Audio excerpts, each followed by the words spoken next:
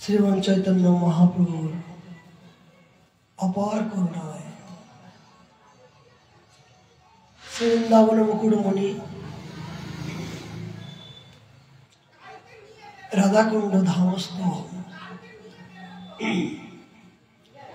শেষে রাধা মদন মোহন যে চরণ প্রান্তে নিতাই গৌর সীতানাথের প্রসন্নতার জন্য মোদীয় গুরু মহারাজ রাধাকুণ্ড নিবাসী परम विरक्त भजन निष्ठा धाम निष्ठा नाम निष्ठा व्रत निष्ठा त्याग निष्ठा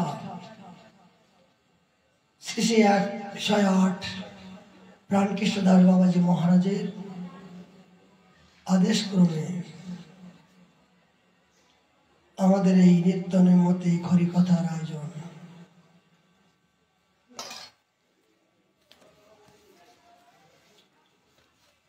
महाप्रभुर प्रिय पार्षद वर्ज श्री कृष्णदास कविराज विरासित चैतन्य चैतामृत महाग्रंथ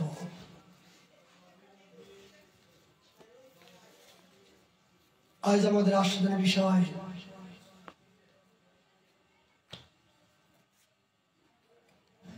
षोलश परिच्छेदे निताय गौर सीतानाथ परमानंदे 16 परिच्छेदे 62 नम्बर पारिते कविराज गोसाई पाद आमादेर जन्य की कृपा करलेन तार पूर्वे आमादेर नित्य नैमित्तिक एक महाग्रंथ वृंदावन महिमामृत श्री प्रबंध सरस्वती पदेर मुखारबिंद থেকে একটি শ্লোক আমরা আস্বাদন করার জন্য প্রিয়সী কেননা বৃন্দাবন ধামে বাস করতে গেলে এই জাতীয় আদর্শবান এই জাতীয় কথা শ্রবণ না করা পর্যন্ত সে বৃন্দাবনের প্রতি আসক্তি সেই বৃন্দাবনের প্রতি একনিষ্ঠতম হবে না তিনি কৃপা করে যে অনুভবের মধ্য দিয়ে সাক্ষাৎ যুগল কিশোরকে পেতে গেলে যে দিক নির্দেশনা তিনি আমাদেরকে কৃপা বর্ষণ করলেন তার কথামৃত অনুভবমৃত মাধ্যম দিয়ে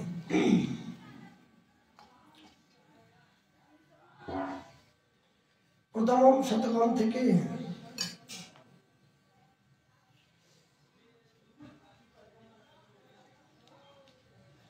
40 নম্বর শ্লোক থেকে তিনি বলেন বহু জন্মের সুপুণ্য পুঞ্জবশতই শ্রী বৃন্দাবন যে মহা মহিমা পুরুষের নেত্র গোচর হইয়াছেন তার সকল পূর্ব সঞ্চিত কর্মে ভগবান মিথ্যা বিনাশ করিয়া থাকেন এবং ব্রহ্মাদি তাকেও অতি ভক্তি সহকারে স্তব করেন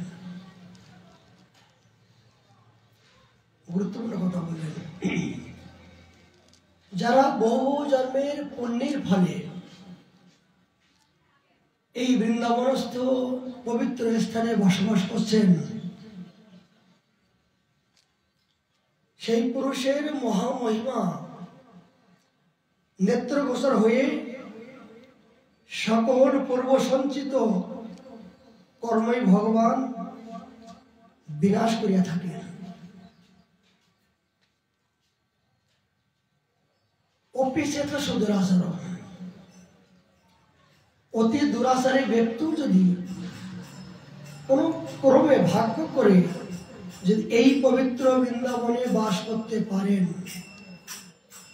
তাহলে ভগবান কৃপা করে পূর্ব জন্ম জন্মার্জিত যত প্রকার অপরাধ সবকিছু খণ্ডন করে তার চরণে সেবা দেওয়ার মতন তিনি সামর্থ্যবান কেননা এই স্থানের মহিমার, ব্যক্তির মহিমা, ভজনের মহিমার প্রভাবে তিনি সামর্থ্যবান। কেন কথা বললেন? বললেন এই জন্য যে এই বৃন্দাবনে যারা বাস করেন বা করছেন, এখানে সাধারণত দুটো ঋতু দেশ, দুইটা, ঠান্ডা এবং গরম। এই ঠান্ডা গরম, যখন ঠান্ডা পড়ে তখন প্রচন্ড ঠান্ডা, যখন গরম পড়ে তখন প্রচন্ড গরম। যেমন আজকে সকালবেলা যে কুয়াশা পড়লো বাবা, মানে 10 হাত দূরে কেউ কারো দেখতে পাচ্ছি না।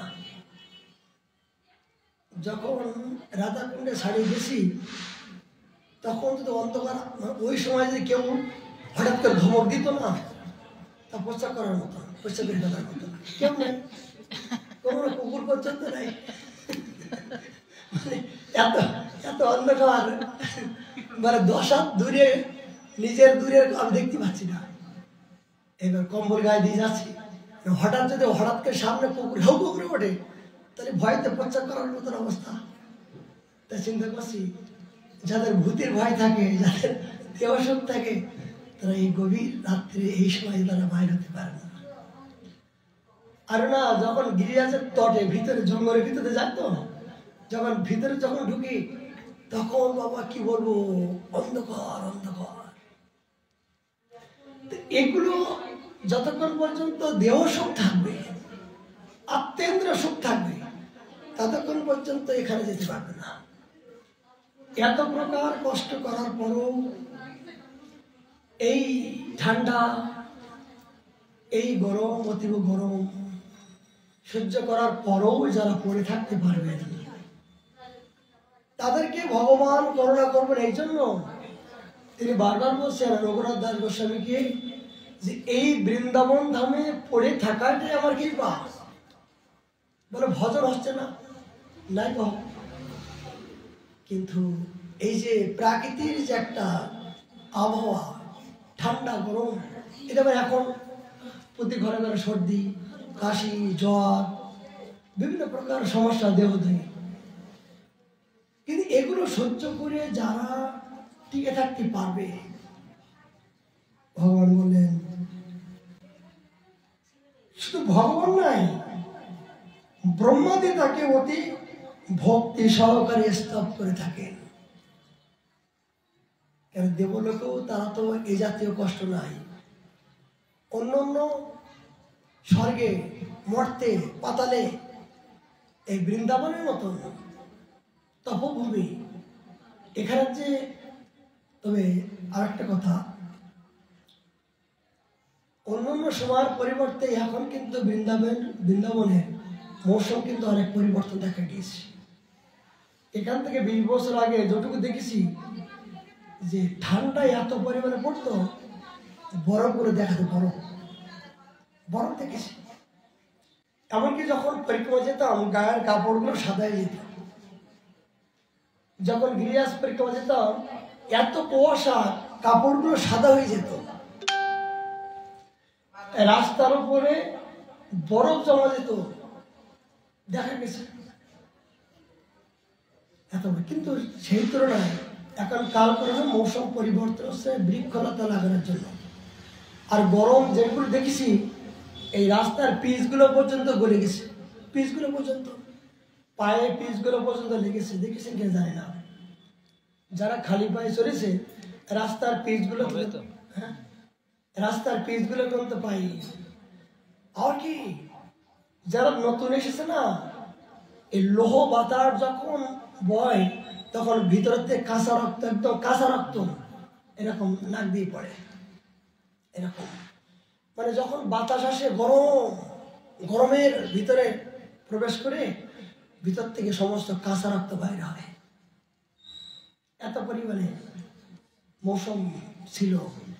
কিন্তু কালক্রমে এখন অনেক পরিবর্তন দেখা দিচ্ছে। এখন তো সে পরিমাণ, গতকাল চৈতন্য বাবা বললাম যে বাবা ঠান্ডা পড়ে কোথায়, এখন তো 60 ডিগ্রি ঠান্ডা পড়ছে মাত্র, 0 ডিগ্রি তো হয়নি। 2, 1 এবং 0 কোনো কোনো সময় আসে। আচ্ছা 7 ডিগ্রি গরম ঠান্ডা যদি এই হয়, 1, 2 এবং 0 হলে কি অবস্থা হবে? কিন্তু এত ডিগ্রি হওয়ার পরও সাধকগণ কেউ ঘরে বসে নাই, তাদের নিত্য নিয়ম, তারা থাকতে পারবে না। ভজনকে যারা জীবনের চেয়েও আপন করেছেন, তারা যতই ঠান্ডা যতই গরম। আমাদের ছোট বাবা যে প্রাপ্ত হয়ে গেছেন, আমার মনে হয় উনি এরকম পরীক্ষা ছুটছেন, এক হাতে রুটি নিয়ে কামড় দিচ্ছেন আর ছুটছেন পাগলের মতন। তখন মনে হতো এই ছোটাছুটি করছে কেন, এক জায়গায় বসে খাবার সময় নাই। আগে তখন মনে হতো এক জায়গায় বসে তো খেতে পারে।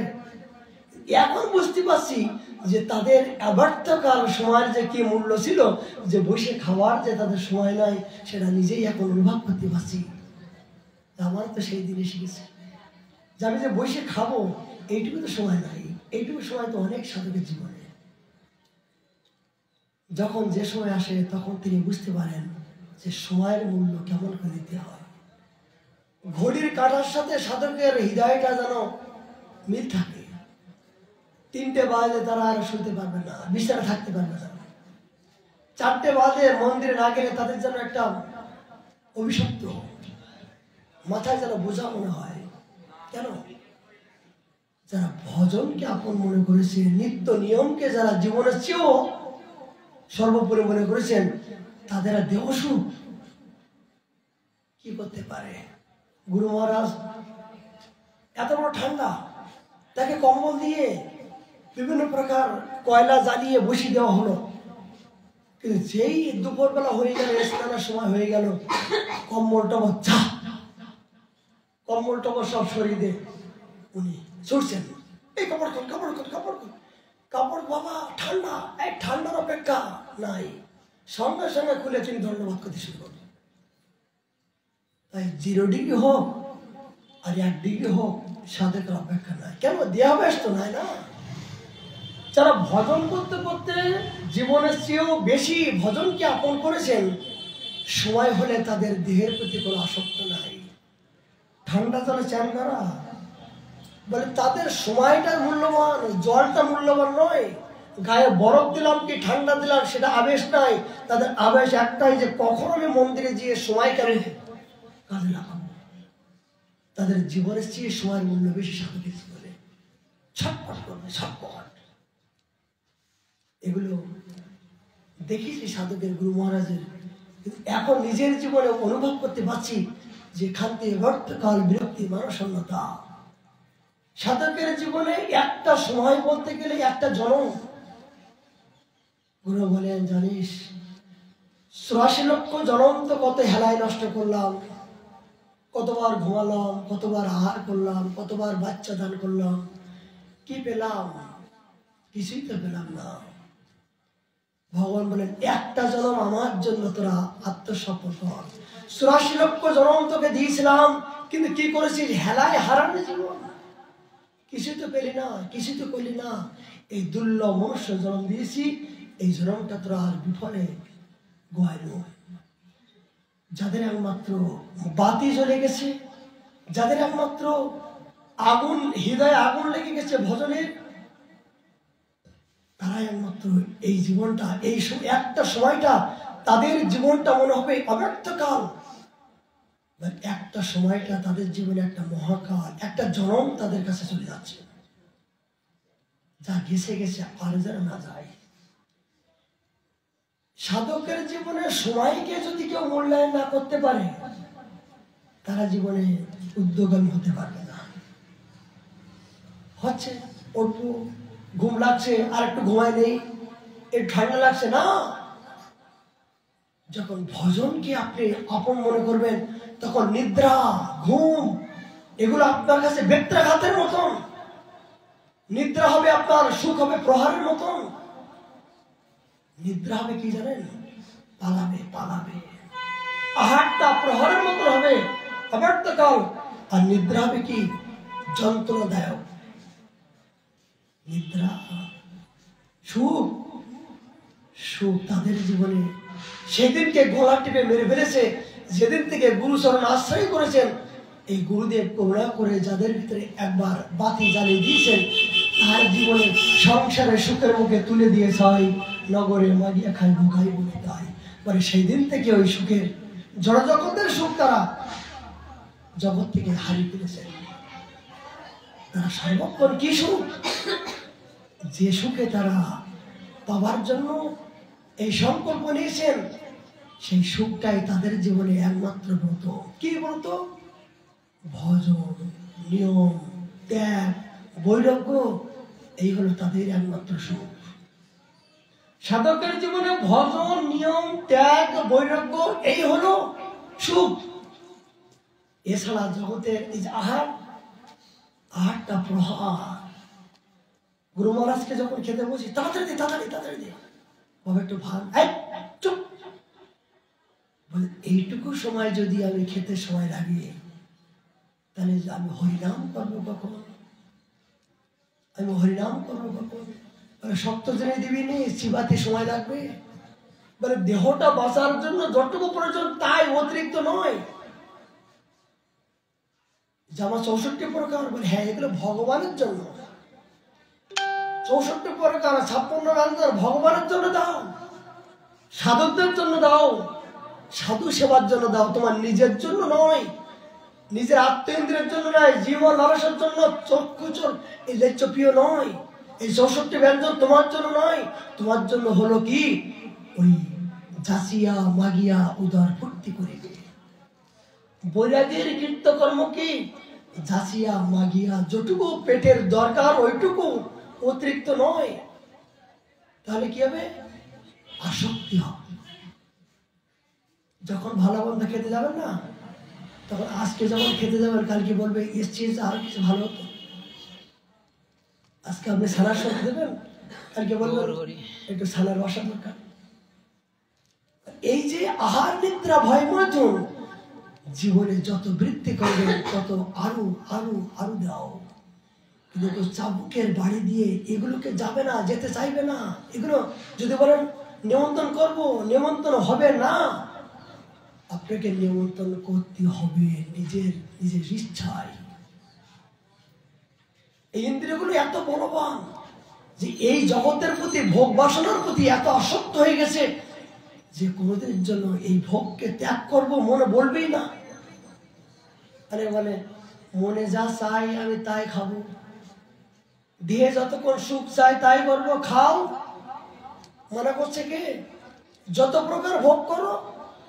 বলে দেহকে যত প্রকার ভোগ করবা, পরবর্তী জন্মে শুকরগুলো, বাদরগুলো যে দেহ সুখের জন্য সকাল থেকে সন্ধ্যা পর্যন্ত এই দেহ সুখ নিয়ে তারা মেতে আসে, বলে পরবর্তী জন্মে ওই সুখে তোমাকে আনন্দ উপলব্ধি করতে হবে।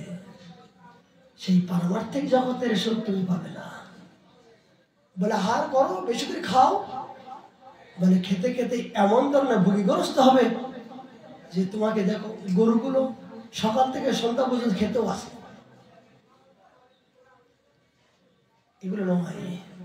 সাধক জীবনের জীবনটা আলাদা, তপস্যাময়, সাধনময়। এগুলো সাধন মেনা সাধ্য বস্তু কুম্ভ না মেলে। আপনাকে নিমন্ত্রণ করার জন্য যেভাবে বাক্যবেগ, ক্রোধবেগ, উপস্থবেগ, গোস্বামীগণ বলছেন এই ষড়বেগকে যারা দমন করতে পেরেছেন, বিশ্ব ব্রহ্মাণ্ডকে তিনি হাতের মুঠোয় তিনি জয় করতে পেরেছেন। তাদের মুখের কথায় জগৎ নাচবে, তাদের মুখের কথায় ব্রহ্মাণ্ড তারণ হবে, যারা এই ষড়বেগকে যারা জয় করতে পেরেছেন। কিন্তু এগুলো যদি নিজেই জয় না করতে পারলাম, তাহলে সেই মুখ দিয়ে, সেই ইন্দ্র দিয়ে জগতের কি কল্যাণ হবে?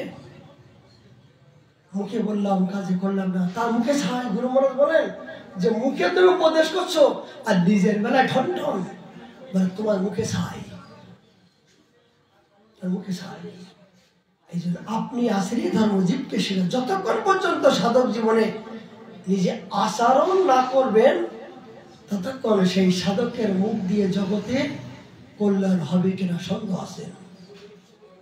এই জন্য মহাপ্রভুদের নিজেই আচরণ করে জগৎকে শিক্ষা দিয়ে, কেন? তিনি তো বিশ্ব জগতের পিতা। গম্ভীরার ভিতরে 3.5 জায়গার মধ্য দিয়ে 18টা বছর তিনি পারলে কি পারতেন না?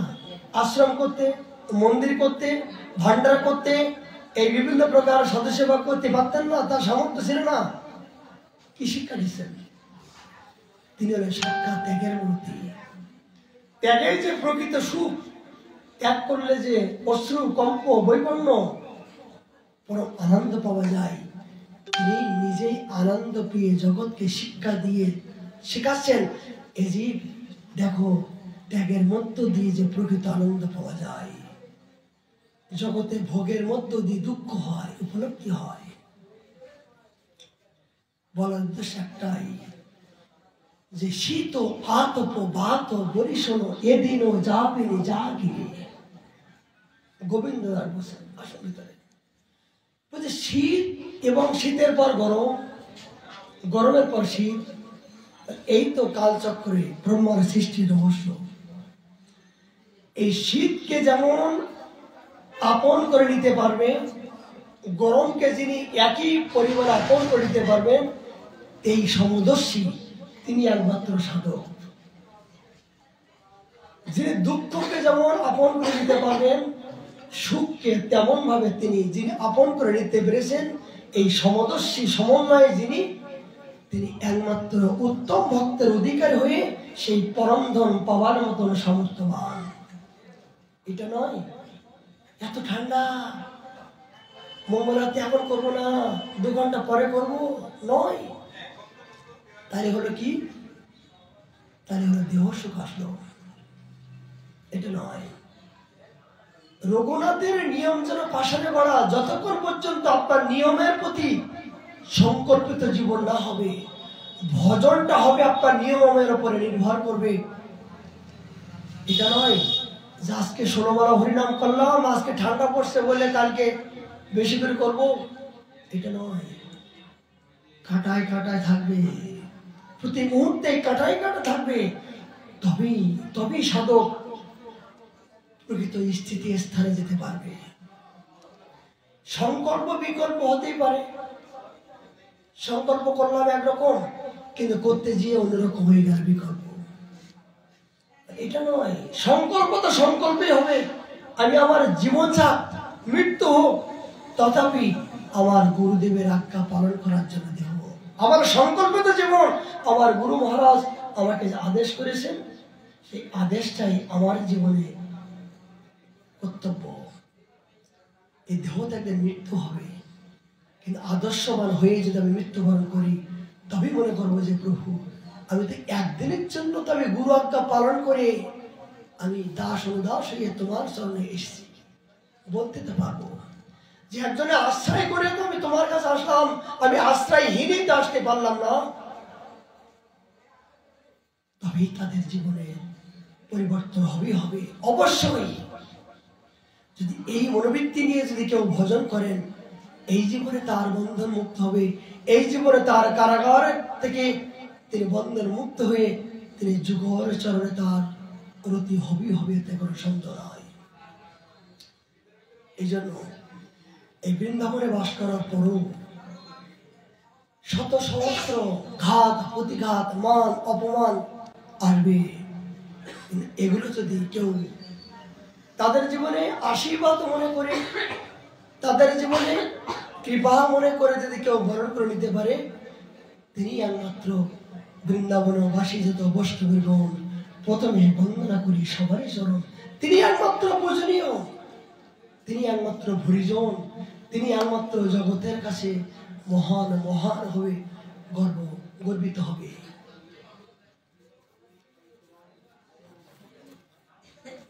সরস্বতী বাবা এটা বললেন যে এই জাতীয় ত্যাগ তিতিক্ষা করে যারা বৃন্দাবনে বাস করবেন, স্বয়ং ব্রহ্মা বলছেন আমি তার সর্বক্ষণ তার চরণ বন্দনা করি। আমি স্বয়ং ব্রহ্ম হয়েও এ জাতীয় ত্যাগ তিতিক্ষা করার মতো আমার সামর্থ্য নাই, কিন্তু আমার সৃষ্টি জীব তারা আজ বৃন্দাবনে গিয়ে যারা ভজন করে আমার প্রভুকে পাওয়ার জন্য যাদের এই সংকল্পিত, আমি তাদেরকে চরণ বন্দনা করি। ভজন করলে যে কি হয়, স্বয়ং ব্রহ্মা পর্যন্ত আপনার চরণ বন্দনা করছেন। যদি বৃন্দাবনে বাস করে আপনি ভজন করেন, তবেই আর যদি ভজন রূপে এই শক্তিগুলো যদি আপনি না করতে পারেন, তাহলে কি হলো? তাহলে কুকুরগুলো ঘোরাঘুরি করছে, বাদরগুলো রাধা কুণ্ডে শতবারে স্নান করছে। প্রেম কি তারা বুঝতে পারছে? রাধা কুণ্ডে যে করে স্নান কৃষ্ণ, তাহারে করে রাধার অভিষেক। একবারে স্নান করলে প্রেম হয়, বাদর হইতে শতবার করছে, কি লাভ? বলে হ্যাঁ প্রেম হচ্ছে, কিন্তু অনুভব করার মতন তাদের সেই শক্তি নাই। প্রেম হচ্ছে, কৃপা আছে বটে, কিন্তু অনুভবটা কি? প্রেমটা কোন বস্তু? এই পশু জীবনে তারা উপলব্ধি করতে পারছে না। কিন্তু সৃষ্টির সেরা মানব হয়েও সেই প্রেমটা কি, সাধনটা কি, সাধ্য বস্তুর কি, সেটা অনুভব করার মতন ভগবান কৃপা করে আমাদেরকে দান করেছেন।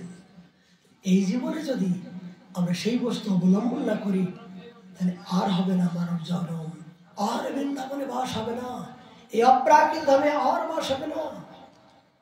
হেলায় হারানো জীবন। মহাপ্রভু যখন নিতাই পরম দয়ালু, আমাদের ইষ্ট দেবতা কি? আমাদের ইষ্ট দেবতা হলো নিতাই।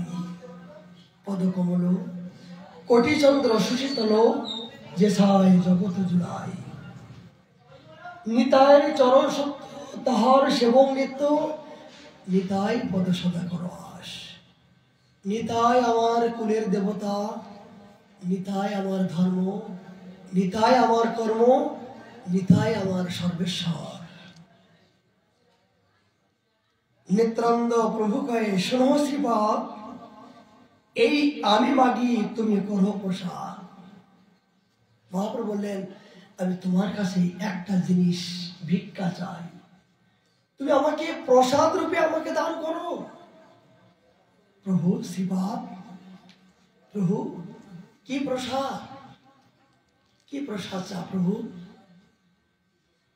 প্রতি বর্ষ লীলাচলে তুমি নাসিবা, গৌরে রহিব ইচ্ছা শপথ করিবা। শ্রীপাদ, তুমি প্রতি বছর লীলাচলে তুমি যাবে না? গৌরীর যে ভক্তগণ, আমার প্রাণগত ভক্তগণ, তাদের দরজায় দরজায় গিয়ে তাদেরকে তুমি উদ্ধার করবা, তাদেরকে তুমি কৃপা করবা, তাদের ঘরে ঘরে গিয়ে তুমি নাম বিলাবা।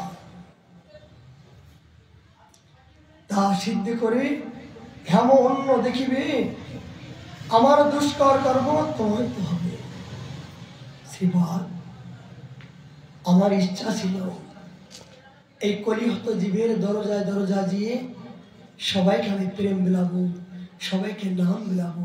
শ্রীপাদ, আমি পারলাম না, কিন্তু আমার অবর্তমানে তুমি একমাত্র সমর্থবান, তোমার দ্বারাই যে জগতের পতিত জীবকে উদ্ধার করাবো। শ্রীপাদ, আমার মনোবাঞ্ছা তুমি পূর্ণ করো, তুমি ছাড়া আমার এই মনোবাঞ্ছা পূরণ করার মতো আমার নিজের জন্য আর কেউ নাই। নিতাই শ্রীপাদ, আমার এই প্রসাদ তুমি গ্রহণ করো। নিত্যানন্দ কহে, আমি দেহ তুমি প্রাণ, দেহ ও প্রাণ নহে এই তো প্রমাণ। নিতাই বলছেন, প্রভু দেহ এবং প্রাণ, তোমার দেহের ভিতরে যদি প্রাণ না থাকে তাহলে দেহের কি মূল্য থাকবে? প্রভু তুমি আর আমি আলাদা তো কিছু নয়। প্রভু তুমি যদি আমাকে এই নবদ্বীপে রেখে একা লীলাচলে থাকো, তাহলে আমার মৃত্যু হওয়া ভালো। কেন? আমি তোমাকে ছাড়া তো এক মুহূর্তে থাকতে পারবো না। তুমি এবং আমি আলাদা কিছু না প্রভু, তুমি আমাকে রেখে একা থাকতে পারবে, আর তুমি থাকতে পারলে আমি তো পারবো না, আমি তো পারবো না। প্রভু তুমি এমন আদেশ তুমি করো না, অচিন্ত শক্তি করো তুমি, আত্মার ঘটন যে করাও সেই করে নাই নিও। প্রভু তুমি অনন্ত বিভু সর্বসমর্থবান, এই দেহটা তো তোমাকে দান করলাম, তুমি দেহকে যা আদেশ করবে সে আদেশ যেন আমি পালন করতে পারি। তুমি তো সর্বান্তর্যামী, এই দেহ দিয়ে যে কাজ করাবে প্রভু আমি সেই কাজ করব, তোমার আজ্ঞা যেন আমি পালন করতে পারি। কেন? নিতাই চাঁদ কে? জগৎগুরু নিতাই চাঁদ কে? মহাপ্রভু এবং নিতাই চাঁদ আলাদা কিছু নয়। যেই নিতাই সেই গৌর। কেউ যদি নিতাইকে বাদ দিয়ে গৌরকে ভজন করে, মহাপ্রভু বললেন আমি তার মুখ না দেখিবা। নিতাই আর আমি অন্য ভেদ বুদ্ধি কল্পনা করিবে।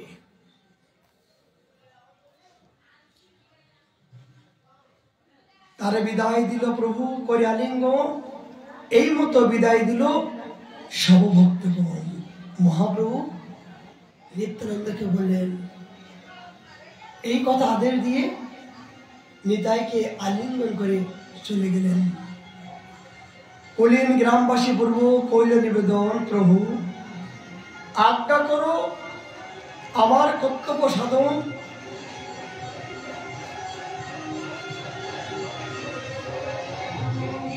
আচ্ছা,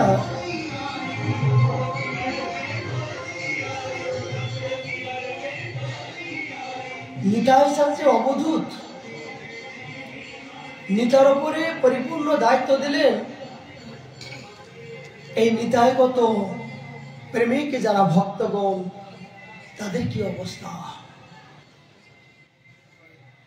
ভক্তের জীবন শ্রবণ না করা পর্যন্ত আমরা প্রকৃত ভক্তি মার্গে যেতে পারবো না। আগে যদি ভক্তের জীবনে থাকে কোনো গন্ডগোল, তাহলে পড়ো যে তুমি ভক্তমাল। রাস্তায় যেতে যেতে একটা শিবের মূর্তি জঙ্গলের মধ্য দিয়ে দেখা গেল। একজন ভক্ত তিনি নাড়া কুটো দিয়ে সেই শিবের বিগ্রহটা ছায়া করে দিচ্ছেন। কেন? যে এত রৌদ্র লাগবে, বর্ষা হবে, প্রভুর তো কষ্ট হবে না। রৌদ্র লাগবে, ঠান্ডা পড়বে বলে তিনি তাকে একটা ঝুড়ি বেঁধে দিচ্ছেন। হঠাৎ করে আর এক ভক্ত এসে বলছেন, তুমি এ করছো কেন? বলে প্রভুর কষ্ট হবে। বলে প্রভুর কষ্ট হবে, এখন যদি কোন ক্রমে গাছে গাছে ঘর্ষণ লেগে যায়, আগুন লেগে যায়, যে আগুন লেগে যাওয়ার পরে যদি পুড়ে যায়, তাহলে প্রভুর গায়ে আগুন লাগবে। এখানে দুইজন ভক্ত, দুই রকম ভাব। একজন বলছে যে রৌদ্র লাগবে, ঠান্ডা লাগবে, আমি কুড়ে ঘর করে দিই, একটা ভাবনা, প্রভু সুখ চাচ্ছে। আর একজন ভক্ত বলছে যদি কুড়ে ঘর বাঁধার পরে যদি আগুন লেগে যায়, তাহলে প্রভুর কষ্ট হবে। তাহলে দুইজন তো ভগবানকে ভালোবাসে নাকি? ভাব তো দুই রকম।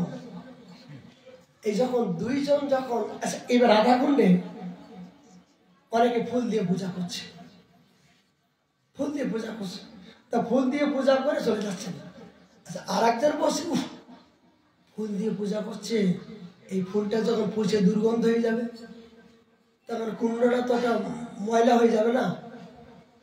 তিনি ফুল দেওয়া পছন্দ করছেন না। একজন ফুল দিতে পছন্দ করছেন, আর একজন পরিষ্কার পরিচ্ছন্ন পছন্দ করছেন। তাহলে দুইজন তো ভক্তি নাকি? দুইজন ভক্ত না, দুইজন ভালোবাসা। এখানে কি ভালোবাসা কমাচ্ছে নাকি? যে যতক্ষণ প্রবাদান্তে। এবার দুজন যখন দুজনের প্রতি এই ভালোবাসা, আমার ভালোবাসা, আমি প্রভুকে বেশি ভালোবাসি, ভোলে বাবা প্রকাট হয়ে গেলেন, হয়ে বললেন, শোনো, তোমাদের দুজনের ভাবনার কাছে আমি পরাজিত। আমি তোমাদের দুজনকে কাউকে ছোট দেখছি না, দুইজন তো মহান, দুইজন তো আমার প্রসন্নতার জন্য তোমাদের ভাবনা। কিন্তু আমি কথা দিচ্ছি, 6 মাস তুমি ঝুড়ি বেঁধে রাখো, আমি ঝুড়ি বেঁধে বাস করবো, আর 6 মাস তুমি খোলাবেলা রাখো। তো বলছে, বাবা প্রভু এই ঝুড়ি বেঁধে যখন রাখো, যদি আগুন লেগে যায়, তখন তোমার গায়ে তো আগুন লাগবে। ভোলে বাবা ভক্তের প্রসন্নতার জন্য বললেন, আমি কথা দিচ্ছি যদি আগুন লেগেও যায় যাতে আগুন না লাগে সেই জন্য আমি ব্যবস্থা করব যাতে তোমার কষ্ট না হয়। আবার 6 মাস ফাঁকা রাখলো। বলে প্রভু যদি ঝড় বর্ষা হয় তোমার কষ্ট হবে। বলে আমি কথা দিচ্ছি অন্য জায়গায় ঝড় বর্ষা হলো আমার মাথায় ঝড় বর্ষা লাগবে না। কেন? আমি অহম ভক্ত পরাধীন না। তোমাদের এই ভক্তের ভালোবাসা এই ভাবনার কাছে আমি কথা দিচ্ছি যে তোমাদের সুখ আমার সুখ। কেন? যে ভগবানকে যে ভালোবাসা, ভগবানের যে ভালোবাসা কে উপলব্ধি করে? ভগবানের যে ভালোবাসা কে উপলব্ধি করে? ভক্ত। ভগবান বলছেন কোন ভক্ত যখন আমাকে ভালোবাসার জন্য সংকল্প করেন তখন আমি উপলব্ধি করি সেই ভালোবাসার কাছে পরাজয় স্বীকার করি। তা নাহলে তা ভগবান তো থাকবে না। এই জন্য ভক্তি জীবনে কে কোন ভাবে ভগবানকে ভালোবাসছেন বোঝা বড় কষ্টকর। এই জন্য অদশ দর্শী প্রভু পতিত উদ্ধার এইবার করুণা করুণা তোমার। যিনি অদশ দর্শী হতে পারবেন তিনি একমাত্র মহান, তিনি একমাত্র বিশ্ব ব্রহ্মাণ্ডকে উদ্ধার করতে পারবেন। ভগবান সর্বজ্ঞ সর্বসমর্থমান। ভগবানের সম্মুখে 64 প্রকার ব্যঞ্জন দিলেও তিনি যে গ্রহণ করবেন কিনা সন্দেহ আছে। কিন্তু ভগবান দেখেন ভক্তের ভাবটাই, কোন ভাবনা নিয়ে আপনি ভগবানকে নিবেদন করছেন সেইটাই তিনি গ্রহণ করেন। নিতাই পরম দয়ালু। এই নিতাই সাথে যে দয়া, তিনি সবাইকে যেমন আদেশ করলেন, যারা দেখো তারা কও কৃষ্ণ উপদেশ, আমার আজ্ঞায় গুরু হিয়া করো দেশ। নয়নে দেখিবে যারে কৃপা করে লব হরিনাম, স্থান কাল নিয়ম কবু না বিচার করিবে। সবাইকে কেউ যেন বঞ্চিত না হয়, এগুলো মহাপ্রভুর পূর্ণ আদেশ, পূর্ণ আজ্ঞা। সেই আজ্ঞাগুলো নিত্যানন্দ প্রভু যেভাবে তিলে তিলে আমাদেরকে আচরণ করে দেখাচ্ছেন, আমাদের একটু প্রমাণ দেখতে চাই। 12 মুখে বলে এক বনিতা বেশ্যা। ভক্তের জীবনী একটু আনন্দ যায়, আমার একটু আনন্দ লাগে। কেন? আমার ভিতরে গন্ডগোল আছে, তো আমার ভিতরে গন্ডগোল আছে। এই জন্য এই গন্ডগোলকে পরিষ্কার করার জন্য কোন ভক্তের জীবনে দেখি যদি গন্ডগোল করে পরিষ্কার হয়। এই 12 মুখী বলে একজন বনিতা,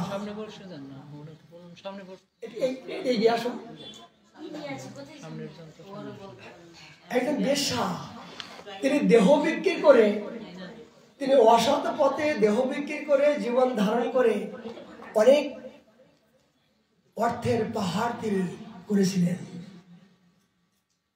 হঠাৎ করে দেখুন সাধুর কৃপা, নিতার কৃপা। এই তুমি সামনে শোনো, সাধুর কৃপা, নিতার করুণা, কত বড় করুণা। সামনে শোনো,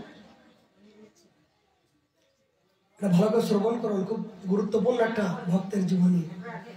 আপনাদের কিন্তু যদি আনমন হন না, একটা পয়েন্ট চলে গেলে ভুলে যাবেন। খুব গুরুত্বপূর্ণ পয়েন্ট চলে আসছে। ভক্তের জীবনে না শ্রবণ করলে কিন্তু গন্ডগোলই থাকবে। আমার নিজের ভিতরে গন্ডগোল, তো এইগুলো আমি সাবধান করার জন্য আমি নিজে তৈরি হচ্ছে, আমার নিজের আস্বাদে নিবাস করি। তিনি এই দেহ বিক্রি করে অনেক অর্থ বর্জন করছিলেন, অনেক রূপবতী সুন্দরী যাকে দেখতেন ওকে দেখার সবাই আকৃষ্ট হতেন। অর্থ যা চাইতেন তাই দিতে বাধ্য হতো, অনেক রূপবতী ছিলেন। কিন্তু হঠাৎ করে তার একটা সুন্দর সরোবর, ফুলের বাগিচা, একটা পার্ক ছিল তার। এমনকি হীরা দিয়ে পুকুরের পাল সাজানো, হীরা মুক্তা দিয়ে তার বিভিন্ন প্রকার সুন্দর বসার ব্যবস্থা। হঠাৎ করে এই বনিতা তিনি বিকেলবেলা এদিকে আসলেন, 4 থেকে 5 জন সাধু ঘুরতে ঘুরতে এই বাগিচার মধ্য দিয়ে তারা বিশ্রাম করছেন। এই বিশ্রাম করতে করতে শীতলতায় হাওয়ায় তারা প্রসন্নতা হয়ে তারা অনেক পরমানন্দে তারা বিচরণ করছেন। কেউ গ্রন্থ অধ্যয়ন করছেন, কেউ তপস্যা করছেন, কেউ জপ করছেন একটা আনন্দ সহকারে। এই বারবণিতা এই আনন্দের প্রতিমূর্তি, সাধকের আনন্দ প্রতিমূর্তি দেখার পরও তার ভিতরে একটা প্রকৃত আনন্দের একটা ভাবনা চলে আসলো। দেখা মাত্র বললেন, এটা কারা? আমার এই সুন্দর বাগিচার মধ্য দিয়ে এদেরকে নিমন্ত্রণ তো করিনি। দেখতে তো অপরূপ সুন্দর সুন্দর যুবতী যুবক, দেখে যেন আনন্দে। এরাই কি শুনেছি সাধু পরম আনন্দবান হন, আনন্দ প্রিয় হন, তাই এই কি সাধু? এদের দেখা মাত্র যেন আমি একটা অপ্রাকৃত আনন্দ পাচ্ছি। আমি সারা জীবন দেহ সুখ করলাম, অর্থের ভিতরে পাহাড় করলাম, কিন্তু এই জাতীয় আনন্দ তো পাইনি। তখন এই সাধুদের পাশে তিনি একটা সংকল্প করলেন যে এদের অপরূপ দর্শনে পবিত্র করে তোমার গুণ। এই সাধু দর্শন করলে কি হয়? লবমাত্রে সাধু সঙ্গে সর্বসিদ্ধি হয়। তিনি সারা জীবন অপকর্ম করার পরে একটা মুহূর্তে দর্শন করে তার ভিতরে একটা বৈরাগ্য শুরু হয়ে গেল। এমন বৈরাগ্য শুরু হয়ে গেল, তিনি প্রতিজ্ঞা করলেন, আজ থেকে আমি আর বারবণিতা আর দেহ বিক্রি করব না, আমি সাধু হব এবং এই সাধুর পাশে গিয়ে আমি পরম আনন্দে উপলব্ধি করব। আমি কেমন করে যাব সাধুর পাশে? চিন্তা করছেন, আমি এই অপরাধ রূপে দেহটা নিয়ে কি এই পবিত্র ব্যক্তির পাশে যেতে পারবো? আহা, কি মহাপুরুষ, কি সুন্দর একটা, জানো তাদের শরীর একটা চমৎকার। আমি জীবনে ইহার রূপ আমি কোনোদিন দেখি নাই। কি রূপ দেখলাম! তিনি নিজেকে বিভোর হয়ে গেলেন। হঠাৎ করে উল্লাস, অপরাধ দৃষ্টিতে পরিশুদ্ধ দেহ, জ্যোতিষময় উৎসাহ দেখে তিনি তার মোহিত হয়ে গেলেন। নিজের বেবিচারে জীবন ধারাকে দেহ পশনার বিনিময়ে রাশি রাশি অর্থ উপার্জনকে প্রচন্ডভাবে ধিক্কার দিতে শুরু করলেন। যে আমি আমার দেহকে বিক্রি করে অনেক অর্থ উপার্জন করেছি, এগুলো আমি জেনে শুনে তো অনেক ভুল করেছি। তিনি মনে করলেন, স্নান করলেন, স্নান করে নতুন কাপড় পরিধান করে সাধুর পাশে গিয়ে করজোড়ে বললেন। তিনি দাঁড়িয়ে আছেন, অশ্রু নয়ন গদগদ ভাবে তিনি বিনয় সহকারে সাধুর পাশে গিয়ে হাত জোর করে বসে দাঁড়িয়ে আছেন। হঠাৎ করে সাধুদের ভিতরে যে গুরু, তার যে দন্যতা, তার ভাবে দেখুন সাধুর কৃপা কেমন হয়। এই দন্যতা ভাবনা দেখে, মা মা তুমি কে গো? তোমার পরিচয় কি? তুমি কি চাও? তুমি এখানে কেন আসলে? এই মা ডাকটা যখন শ্রবণ করলেন, তার ভিতরে যেন সব কিছু ভুলে গেল। সারা জীবন দেহ বিক্রি করলাম, দেহটা আমাকে তছনছ করে দিল জগৎময়, কিন্তু এই জাতীয় মা ডাকটা তো কেউ আমাকে বলি নাই। এই স্নেহরূপী যে ডাকটা, সাধুর ভিতরে যে একটা কোকিল কণ্ঠ, একটা ভাষা, মধুরতা ভাষা, আমার মনকে যেন সবকিছু নিয়ে নিল। সঙ্গে সঙ্গে চোখ দিয়ে জল পড়তে শুরু করলো। সারা জীবন তো অনেক কিছু পেলাম, অর্থ পেলাম, দেহ বিক্রি করলাম, অনেক কিছু বিলাসিতা বিনোদন করলাম, সবাইকে আনন্দ দেওয়ার জন্য আমি কতবার সাজলাম, নিজের দেহকে বিভিন্ন বারে বিভিন্ন এক এক দিন এক এক ভাবে আমি সাজিয়ে গুজিয়ে সবাইকে মনোরম করলাম। কিন্তু আমি তো মনে তো আনন্দ তো পেলাম না। আমাকে এই জাতীয় এই মা ডাকটা তো কেউ বলি নাই। তাহলে কি আমি সারা জীবন ভুল করলাম? সারা জীবন আমি ভুল করলাম? উত্তর দিচ্ছে না। সাধু সেই বারবনিতার মুখ দেখে বুঝতে পারলেন যে নিশ্চয়ই এর ভিতরে একটা বড় দুঃখ লুকিয়ে আছে। কেন সাধু তো জানেন, কোন সাধকের কোন অনুরাগী ভক্তের মুখ দেখা মাত্রই সাধু বুঝতে পারেন যে এর ভিতরে যেন কোনো কিছু একটা ক্ষোভ, দুঃখ, ব্যথা লুকিয়ে আছে। সাধু তো পরশমণি, যাহার নিকটে গেলে পাপ ধরে যায়, এমনও দয়ালা প্রভুকে বা কোথায় পায়। সাধু তো তারা তো ভগবানের প্রতিনিধি হয়ে জীবনে জগতে বিচরণ করছেন। যিনি দুঃখী, দুঃখী ব্যক্তিকে দেখে তার ভিতরটা দুঃখেই জর্জরিত হবেই। সাধু আবার বললেন, মা গো, তুমি কেন ক্রন্দন করছো? তুমি পরিচয় দিচ্ছ না কেন? বারবনিতা বললেন, প্রভু, আমি পরিচয় দেওয়ার মতন আমার দুঃসাহস নাই। এই জীবনে এমন কোনো ভালো কর্ম করি নাই যে আপনাদের মতন মহাপুরুষের সামনে আমার এই অপৃষ্ট এই মুখটা দেখাবো, এ জাতীয় আমার কোনো সংকল্প আমি করি নাই। আমার দেহটা তো বিষণাল, অপবিত্র, ঘৃণ্য, নিকৃষ্ট, নিঘৃণ্য। এই দেহ, এই মুখ আপনাদের মতন পবিত্র সাধু সজ্জন আপনাদের সম্মুখে দেখার মতন আমার কোনো অধিকার নাই। কি বলবো? মা, সন্তান কি বাবার পাশে কোনো কিছু লুকায় রাখে? কোন সন্তান কি পিতার কাছে নিজের গোপনের কথা লুকিয়ে রাখে? আমি তোমার কেউ নয়। দেখো সাধু কেমন বসে, আমাকে তুমি আপন করতে পারো না?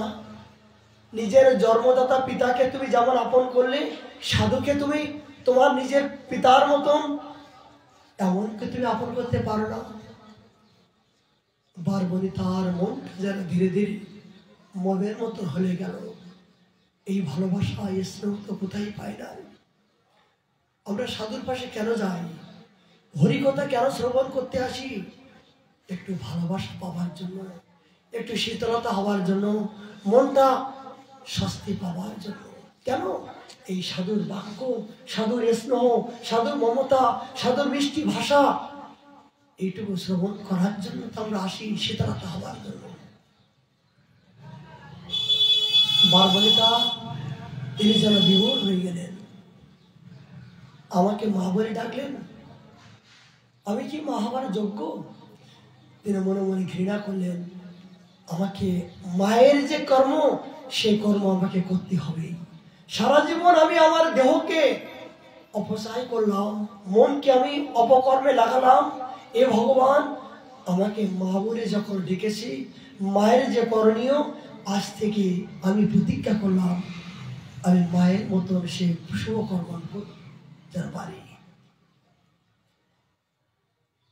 বললেন, আমি হলাম বারবনিতা, দেহ বিক্রি করে আমার জীবিকা নির্ভর করি।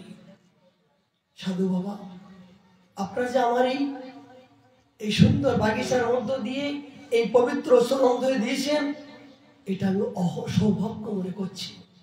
আমি তো স্বপ্ন দেখতে পাচ্ছি না যে আমার মতন এই অপবিত্র স্থানে আপনাদের মতন এই পবিত্র দেহ, শুদ্ধ দেহ চরণ ধরে দিয়েছেন।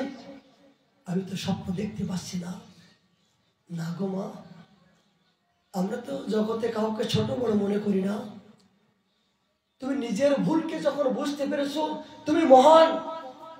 তুমি সারা জীবন যে অপকর্ম করেছো, করার পরও তুমি যে বুঝতে পেরেছো যে আমি অপকর্ম করেছি, এই জন্য আমি তোমাকে অনেক ধন্যবাদ দিচ্ছি। জগতে অনেক ব্যক্তি জেনে শুনেও তো কত অপরাধ করছে, কিন্তু তারপরেও তো তারা নিজেকে পরিবর্তন হতে পারছে না।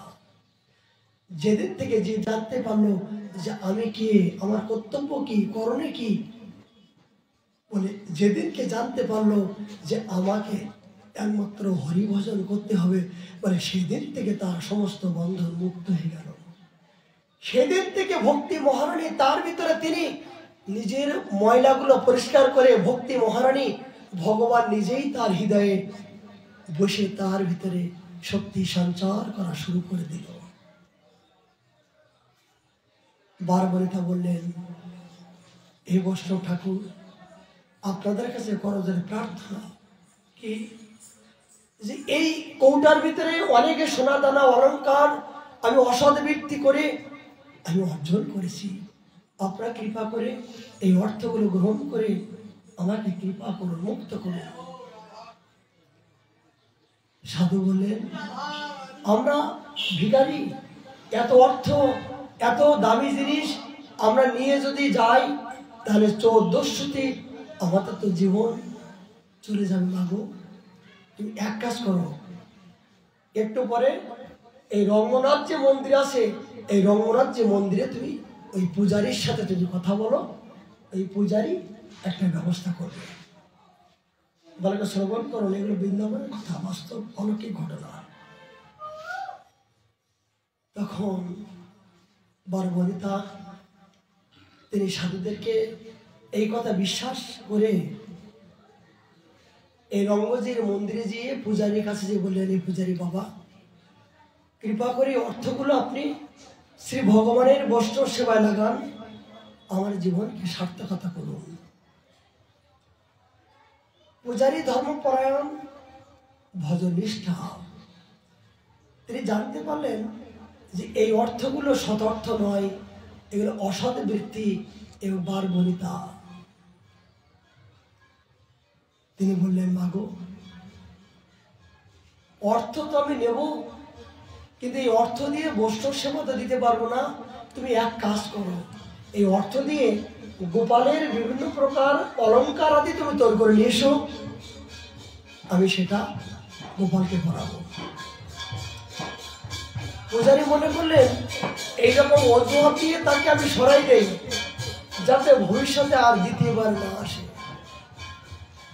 কিন্তু বারবরিতা তার দেহ জীবন মন তো ভগবানের চরণ দিয়েছেন, রঙ্গজির চরণ দিয়েছে। রঙ্গজি, আমি তো প্রতিজ্ঞা করলাম আমি আর পিছনের জগতে যেতে চাই না, আমি সর্বস্ব তোমাকে দান করলাম। 15 দিন পরে রঙ্গজির বিভিন্ন প্রকার অলংকার বানিয়ে পূজারী বাবার কাছে বললেন, পূজারী বাবা, আপনি কৃপা করে গ্রহণ করুন এই অলংকারগুলো। পূজারী দেখে বলে, না, তুমি বারবরিতা, তুমি দেহ বিক্রি করে অসৎ বৃত্তি করে অর্থ নিয়ে তুমি ঠাকুরের সেবা দেবা। ঠাকুর অসৎ বৃত্তি এই জাতীয় কোনোদিন ভোগ করতে চান না। যাও, যাবে, এখান থেকে চলে যাও। এই অর্থ আমি গোপালকে, আমি রঙ্গজিকে পড়াতে পারবো না। তখন সেই বারবরিতা দুঃখে কষ্টে কাঁদতে কাঁদতে গুফার মধ্য দিয়ে 1 সপ্তাহ ব্যাপী তিনি জলপন্থে স্পর্শ করলেন না। হে রঙ্গজি, আমি বেশ্যা পতিতা বলে আমার এই অর্থ, আমার দ্রব্যকে তুমি গ্রহণ করবে না? হে না, আমি কি তোমার সৃষ্টির বাইরে? আমি অজ্ঞান বশতে আমি দেহটা বিক্রি করেছিলাম। রঙ্গজি, এ প্রাণাত, তুমি তখন তো এই সদ্বুদ্ধি এ জাতীয় মহাপুরুষের সঙ্গত তখন তো আমাকে হয় নাই, আমি তো অজ্ঞান ভাবে করেছিলাম। তাই বলে কি এই জীবনে কি তোমার সেবা করার অধিকার নাই? আমি কি নিতান্ত তোমার সৃষ্টির বাইরে? এই জাতীয় বিলাপ করছেন। 1 সপ্তাহ ব্যাপী যখন জল পর্যন্ত স্পর্শ না করে তিনি আহার ত্যাগ করে দেহটা ক্ষীণ অবস্থায়, ভগবান আর থাকতে পারলেন না, ভগবান আর রঙ্গজি থাকতে পারলেন না। গভীর রাত্রে এসে পূজারীকে বললেন, রে পূজারী, পূজারী, প্রভু আজ্ঞা করো প্রভু। কিরে, ওই যে বারবনিতা কত মনের অনুরাগ নিয়ে আমার জন্য সোনা দানা অলংকার বাড়ি নিয়ে এসেছে, তোর কাছে এসেছিল, তুই তাকে ফেরাই কেন দিলি রে? তুই বস্তুটা দেখলি, মনের ভাবটা দেখলি না, যে কোথার থেকে কোন ভাবনা নিয়ে আমাকে ভালোবাসার জন্য নিয়ে এসেছে তুই, ভোটটা দেখলি? যা, যদি বাঁচতে চাস এক্ষুনি ওর এই অলঙ্কার আজকের মধ্য দিয়ে আমাকে যদি অঙ্গে প্রত্যঙ্গ না পড়াস, তার তোর সমস্ত বংশ বিবংশ। সাক্ষাৎ রঙ্গজি পূজারীকে আদেশ করলেন। সকালে উঠে সমস্ত পূজারীগণ একত্রিত হয়ে রঙ্গজির কাছে প্রার্থনা করলেন, হে প্রভু, আমরা অনেক ভুল করেছি। জগতে কোন ভক্ত কিভাবে তোমাকে ভালোবাসে আমাদের এই জড় দৃষ্টিতে আমরা উপলব্ধি করতে পারবো না। সঙ্গে সঙ্গে পূজারীগণ গিয়ে সেই বারবনিতার বারমুখীর পাশে গিয়ে ক্ষমা প্রার্থনা হচ্ছেন। এরে বারবনিতা, তুমি কি না জানি, তোমার ভিতরে কি আছে না জানি, যে কি মন দিয়ে তুমি ভগবানকে ভালোবেসেছো, যে ভগবান তোমার কাছে পরাজয় স্বীকার করছে। সারা জীবন ভগবানের সম্মুখে কত কত প্রকার ভোগ লাগালাম, কত প্রকার প্রতিদিন শৃঙ্গার করছি, কিন্তু এখনো পর্যন্ত তিনি সাক্ষাৎ দর্শন দেন নাই, তিনি কোনোদিন কথা বলেননি। আজ তোমার জন্য ভগবান গভীর রাত্রে এসে আমাকে স্বপ্নে আদেশ করলো, ওহ ওহ, কি না জানি ভালোবেসেছ। যদি তোমার মতন ভালোবাসা আমাদের ভিতরে হতো, তাহলে বোধহয় আমাদের জীবনটা সার্থকতা হতো। পূজারীগণ সেই বারবনিতার চরণ ধরে প্রার্থনা করছে। তাকে নিয়ে আসা হলো। রঙ্গজির সম্মুখে গিয়ে হাতে জল নিয়ে বসে, আমি যাব, আমি প্রভুর পাশে যাব। হে পূজারী বাবা, আপনারা কৃপা করে এই অপবিত্র স্থানে চরণ ধরে দিয়েছেন।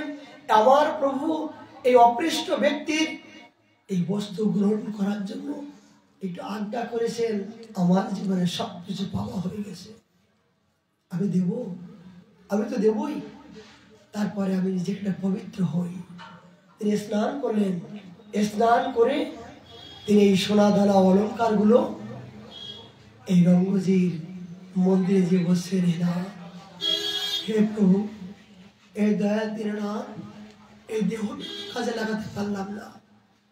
এই দেহটা তো তোমার সেবায় লাগানোর দরকার ছিল, কিন্তু আমি এই সুখের জন্য, ভোগ বৃত্তির জন্য, নিজের কুকর্মের জন্য আমি জীবনকে নষ্ট করে ফেলেছি।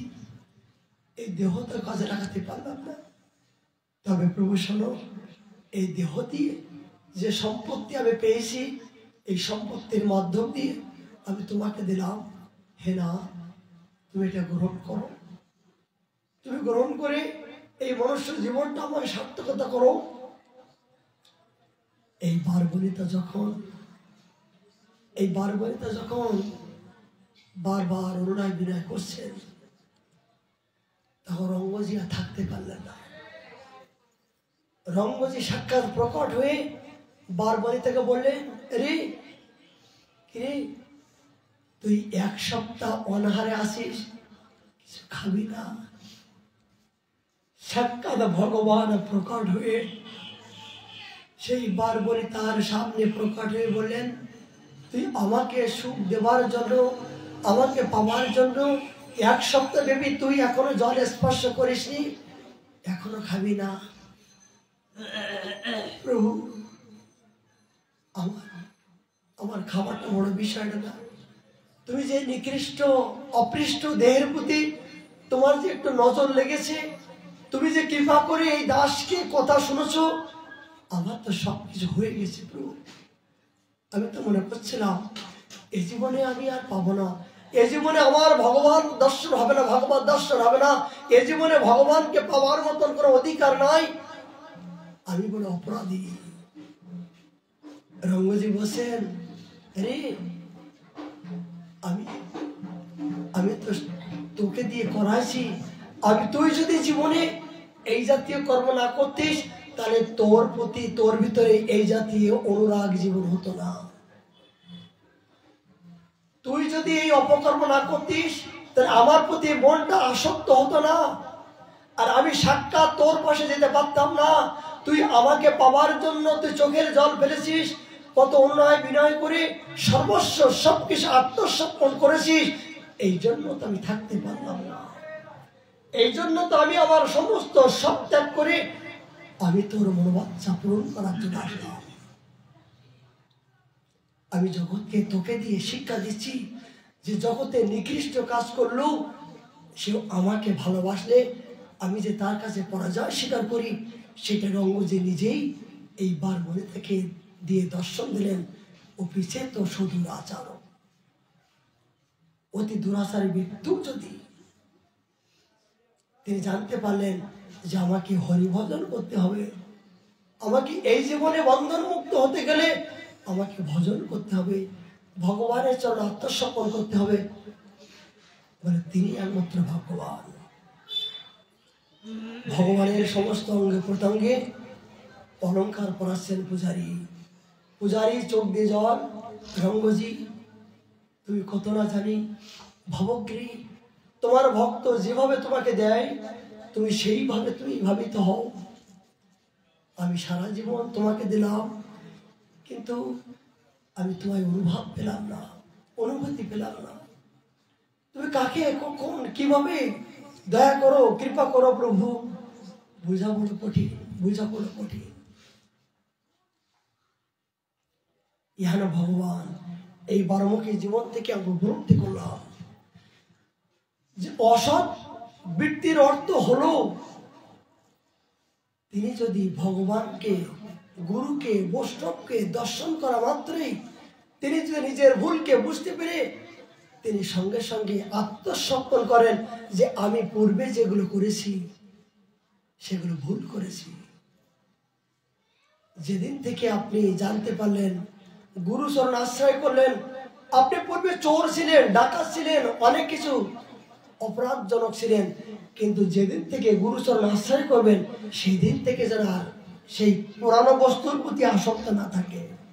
তবে কি এই জন্য মহাপ্রভু জগাই মাতাকে বললেন, হে জগাই, হে মাদাই, তোরা বল বল বল, একবার বল, তোরা সারা জীবনে যা কিছু অপরাধ করেছিস সমস্ত অপরাধ আমি তোদেরকে ক্ষমা করে দিলাম।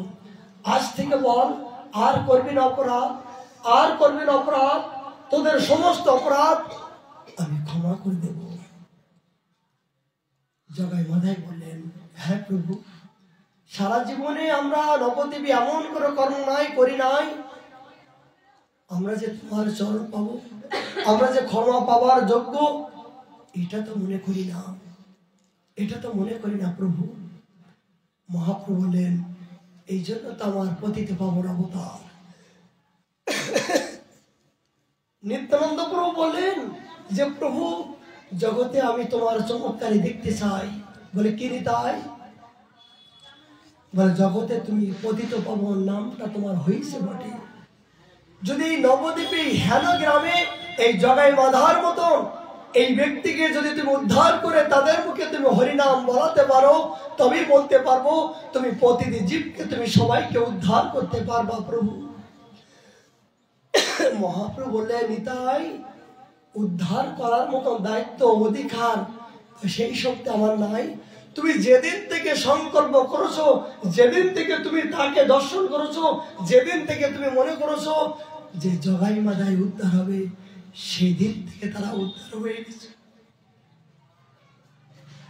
বলেন, নিতাই, আমি সর্বসমর্থবান হইও আমি তো তোমার কাছে আত্মসমর্পণ করে দিয়েছি, আমার সমস্ত ক্ষমতা আমি তোমাকে দিছি, আমার ইচ্ছায় নয়। তুমি যেদিন থেকে জগাই মাদাইকে দর্শন করেছো, যেদিন থেকে তুমি সংকল্প করেছো, সেদিন ওদের সমস্ত পাপগুলো দূরে চলেই গেছে, নতুন করে আর পাপ নাই। আমি তো উপলক্ষ মাত্র, আমি তো উপলক্ষ মাত্র। এই জন্য তো মহাপ্রভু নিতাই কি বললেন,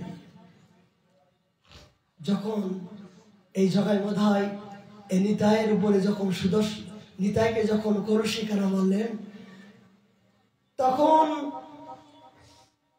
এই নিত্যানন্দ প্রভু কি করলেন? তিনি করজোরে তাদের চরণে বলেছেন, মেরেছিস কলুষিকানা, তাই বলে কি প্রেম দেব না? নিতাই, তুই একবার মেরেছিস, আরো বল, 1000 বার মার, তবে একবার মুখে বল হরি বল, হরি বল।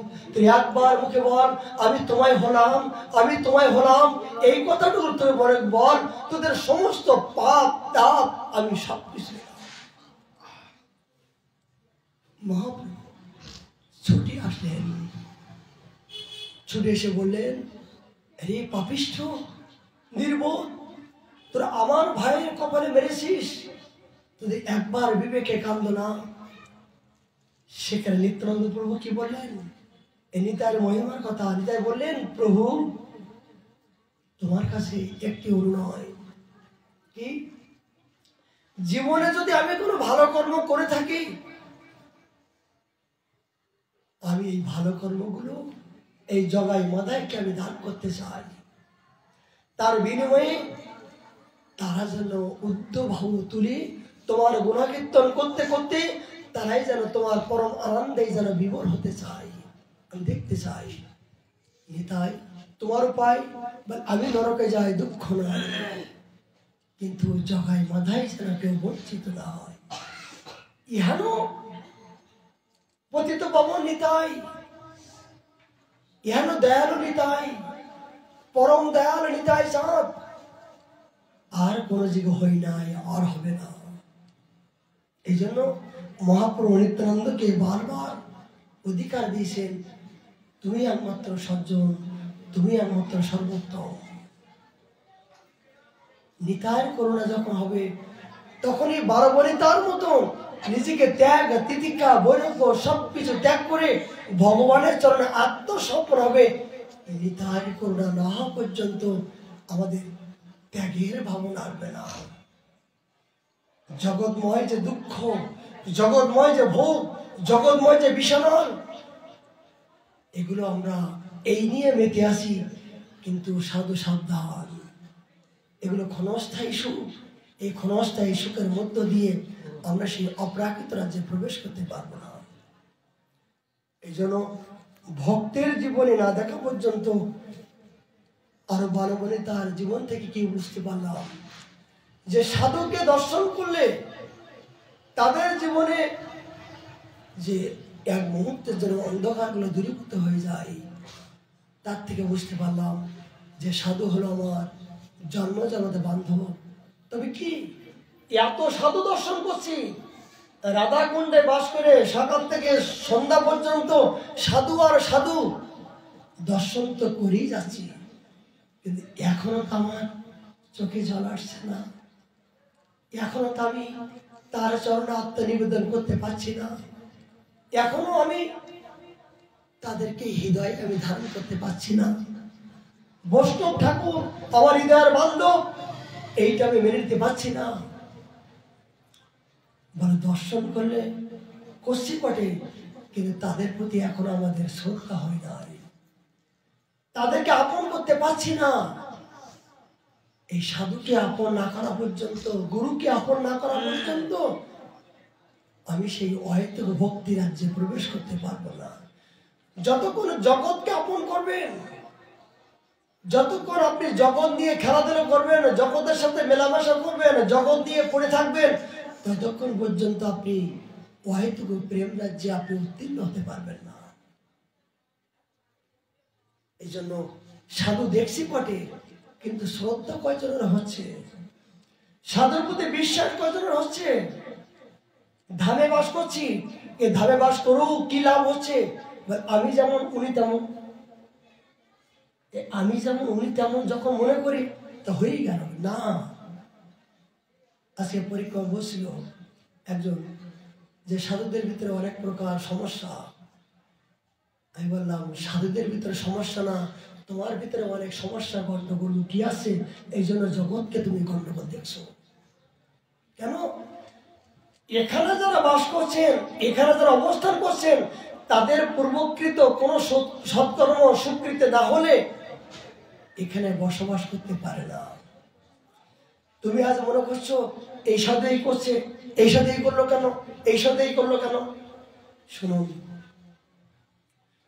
প্রত্যেকের জীবনে বিভিন্ন প্রকার ঘুরছে ভবন নয় ক্রম। শনি রবি বিভিন্ন প্রকার গ্রহগুলো আমাদের ঘুরছে। এই গ্রহগুলো ঘুরতে ঘুরতে যদি কোনো ক্রমে শনি রাহু হঠাৎ করে এসে আপনার সামনে মুখোমুখি হয়ে গেল, দেখা হয়ে গেল, ওই দেখা যখন হয়ে যায় তখন এমন এক সময় হয়ে যায় জীবনে কোনোদিন সে এই জাতীয় কোনো কর্ম করি নাই, কিন্তু করিয়ে ফেলল। হঠাৎ করে এত ভজন করছে, এত তপস্যা করছে, এত বৈরাগ্য, কিন্তু কোন ক্রমে দুর্বুদ্ধি ক্রমে অসৎ প্রবৃত্তির জন্য এমন কিছু অপকর্ম করলো যে জগতের কাছে একটা ঘৃণ্য হয়ে গেল। কেন হয় এরকম? হচ্ছে না? দেখতে পাচ্ছি অনেকে সাধক আছেন, তারা দেখা যায় ভজন করতে করতে এমন কিছু কিছু হয়ে গেল, তারা আবার যেন আবার গৃহের ভিতরে। অনেকে বাবাজি হয়ে গেল, হওয়ার পরে দাদা আবার গৃহের ভিতরে চলে আসলো। কেন?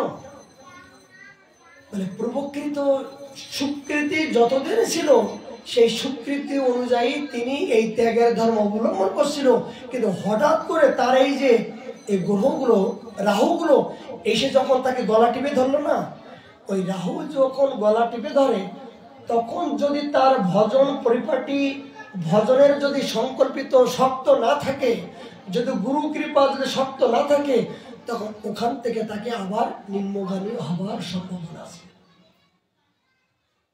বললাম নাকি? আগের জন্ম সুকৃতি অনুযায়ী ছিল, কিন্তু সুকৃতি করতে করতে হঠাৎ করে তাকে আবার পতন দেখা যাচ্ছে। কিন্তু এই পতন হলো তারা দুষ্কৃতিবান নয়, বলে সুকৃতি জাতি অনর্থ আর দুষ্কৃতি জাতি অনর্থ।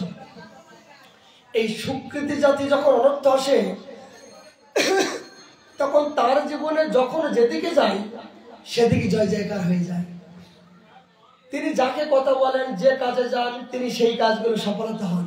আর দুষ্কৃতি জাতীয় অনর্থ যখন আপনার পাশে আসবে তখন দেখবেন ভালো কাজে যাবেন, আপনি অপমানিত হবেন। বুঝতে পারছেন যে এটা ভালো কর্ম, কিন্তু দেখা যায় আপনি অপমানিত হলেন, গালাগালি ধিক্কার হবেন। কেন? এই যে রাহুগুলো আপনাকে বিভিন্ন প্রকার গ্রাস করছে। এগুলো মানুষের জীবনে গ্রহ নক্ষত্র আছে, ঘুরছে, কিন্তু এগুলো কখন উত্তীর্ণ হতে পারবেন? এই সাধকের এই স্থিতিটা হলো অনর্থ নিবৃত্তি কাল। এই যে দুষ্কৃতি জাতীয় যে অনর্থ যখন গ্রাস করে তখন এই সময়টা সাধকের জীবন অনর্থ নিবৃত্তি কাল। এই সময়টা সাধকের জীবনে অনেক পরিভক্ত দশা হওয়া উচিত, যা 99% সাধক ওখান থেকে আবার পিছিয়ে আসার সম্ভাবনা আছে। এর থেকে উপায় কি? এর থেকে উপায় হলো এই ভজনকে সংকল্পিত ভাবে যিনি তার গুরু কৃপা হৃদয়ে ধারণ করে, একমাত্র গুরু কৃপা যার ভিতরে সর্বসমর্থবান, তিনি একমাত্র ব্রহ্মাণ্ড ধারণ করার মতন সমর্থবান হবেই হবে। এইটা সত্য। একটা ভক্তমাল আসলো, একজন গুরুনিষ্ঠা ভক্ত, তিনি সারা জীবন গুরু সেবা করেছেন, গুরুগত তার প্রাণ ছিল। কালক্রমে তাকে বাইরে যেতে হচ্ছে বিশেষ কারণে। এই বাইরে যাওয়ার পরে তার মৃত্যু হলো। বাইরে যেয়ে গুরু সেবা করে বাইরে যেয়ে তার মৃত্যু হলো। মৃত্যুর আগে বললে, শোনো, আমার তো মৃত্যু হবে, কিন্তু আমার এই মৃত্যু লাশটা যেন আমি আমার গুরুদেবের পাশে তোমরা নিয়ে যেও। আমি মরে যাই, দুঃখ নাই, আমি যেখানে মরি, কিন্তু আমার এই দেহটা যেন গুরুদেবের পাশে যায়। তার জীবনে তার অঙ্গ প্রত্যঙ্গ, শরীর, লোম, রক্ত, মাংস সবই গুরুগত প্রাণ তিনি ছিলেন। গুরু ছাড়া আর জগতে জানতেন না, আর জানাও চেষ্টা করতেন না। দুর্ভাগ্য কারণে এই দুষ্কৃতি যাতে অনর্থ এসে তাকে এমন প্রেসার দিল, চাপ দিল, তাকে বাইরে যেতে হলো। হঠাৎ করে তার গুরুদেবের সেবার থেকে বাইরে চলে গেল। তখন ভক্তগণ মনে করলেন তার আদেশ সেই মৃত লাশ এই গুরুদেবের পাশে নিয়ে আসলেন। গুরুদেব, জানি না আপনার সাথে তার পূর্বজন্মের কি সম্বন্ধ ছিল, তিনি আদেশ করে গেছেন যে মৃত্যুর পরে লাশটা আপনার পাশে নিয়ে আসার জন্য আদেশ করেছেন, তাই আদেশ পালন করছি। গুরুদেব মনে করলো যে এ তো আমার অনেকদিন সেবা করেছে, কিন্তু কালকর্মে বাইরে যে মৃত্যুবরণ করলো, কিন্তু মৃত্যুবরণ করার পরও দেহটা আমার পাশে কেন নিয়ে আসলো? তার মনের ইচ্ছা কি? গুরুদেব অন্তর দৃষ্টি দেখতে পাচ্ছেন যে শিষ্য এখনো মরি নাই, আমার শিষ্য আমার কাছে আছেন। গুরুদেব অন্তর্যামী, গুরুদেব পরম বান্ধব, সমস্ত হৃদয়ের সংবাদ যিনি জানতে পারেন, প্রতি মুহূর্তের জন্য যার গুরুত্ব আছেন, তিনি গুরু হবার মতো যোগ্যতা। হাজার শিষ্য হন, কিন্তু হাজার শিষ্য হলেও হাজার রকমের মনোবৃত্তি প্রতি প্রত্যেকের মধ্যে হয়ে থাকেন। গুরুদেব কিন্তু দেখে বুঝতে পারেন যে কোন শিষ্যের ভিতরে কোন ভাবনা, কোন জাতীয় চিন্তা চেতনা, এটা গুরুদেব দেখে চিনতে পারেন। তার মানে তিনি গুরু হন না। আমার গুরু মহারাজ দেখুন, অনেক সময় হঠাৎ করে কোনো ভক্ত বলছেন, বাবা আমাকে আদেশ করুন। বলে, আমি যে তোকে আদেশ করব, তুই আদেশ পালন করতে পারবি তো? গুরুদেব, আপনি যা বলবেন তাই করবো। বলছে, শোন, 1 লক্ষ হরিনাম করতে হবে, নির্জলায় একাদশী ব্রত করতে হবে, আর ব্রহ্ম মুহূর্তে জাগরণ করতে হবে, পারবি? প্রথমে বললেন যা আদেশ যা করবেন তাই করব, কিন্তু শোনার পরে তার মুখটা বন্ধ হয়ে গেল। কেন? প্রথমে মনে হয় যে গুরুদেবের আজ্ঞা পালন করব, প্রথমে মনে হয় গুরু সেবা করব, কিন্তু গুরু সেবা করা যে কত বড় কঠিন, সেগুলো যাদের জীবনে একবার হয়েছে তারাই জানে। ভগবানের সামনে জল দিলেন, ফল দিলেন, লবণ দিলেন বা না দিলেন, সেটাও ভগবান তোমাকে একবার বলবে না যে লবণ দিলে কেনা। কিন্তু গুরুদেবের সেবা করতে গিয়ে যদি গুরুদেবের কোনো কিছু ত্রুটি বিচ্ছেদ হয়ে যায়, তাহলে কিন্তু কি হবে জানেন তো? অপমানিত হবেন, ধিক্কার পাবেন। আর এই অপমানিত ধিক্কার যদি সহ্য করার মতন আপনার ধৈর্য থাকে, তবেই আপনি গুরু সেবা হওয়া করার অধিকার হবে। আর যদি ভিতরে যদি একটু অভিমান অহংকার থাকে, আমার দেখতে সুন্দর, আমি ধনী, আমি মানি, আমি জ্ঞান পণ্ডিত, আমি বিদ্বান, এই জাতীয় যদি এই অজ্ঞানতা থাকে, তাহলে ওখান থেকে আপনি এক মুহূর্তে থাকতে পারবেন না। লোসন বলে এলো আর গেল, কত এলো আর কত যাবে, কত আসবে কত যাবে, কোনো কিলকিলা থাকবেই না।